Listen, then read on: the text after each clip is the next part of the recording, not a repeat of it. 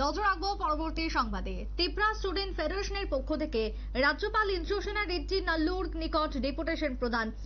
কার্যত আজকের সাধারণ সম্পাদক টিএসএফ এর হামলু জমাতিয়ার নেতৃত্বে এই ডেপুটেশন প্রদানকারীদের পক্ষ থেকে একটাই বক্তব্য, পুষ্পবন্ত প্রাসাদ, যে প্রাসাদকে কোনো রকম ভাবে বেসরকারীকরণ করা যাবে না, এই দাবিকে সামনে রেখে আজকে ত্রিপুরা স্টুডেন্ট ফেডারেশনের পক্ষ থেকে ডেপুটেশন রাজ্যপালের কাছে। প্রতিনিধি দলের কি বক্তব্য শুনুন। तो हम लोग एक सिटिंग डेमोन्स्ट्रेशन किया था इन demands of the Pushbanta palace.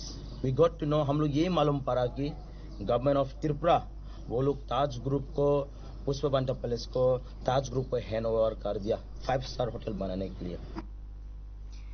Tripura student ফেডারেশনের বক্তব্য আপনারা শুনলেন। আজকে সকাল থেকেই মহিলা সংগঠনের ছিল এই একই দাবিকে সামনে রেখে গণ অবস্থান। অন্যদিকে বিকেলে ত্রিপুরা স্টুডেন্ট ফেডারেশনের পক্ষ থেকে আজকে ডেপুটেশন প্রদান। সব মিলিয়ে পুষ্পবন্ত প্যালেসকে কেন্দ্র করে তারা সোচ্চার একের পর এক। ছোট্ট বিরতির পর ফিরছি, সঙ্গে থাকুন।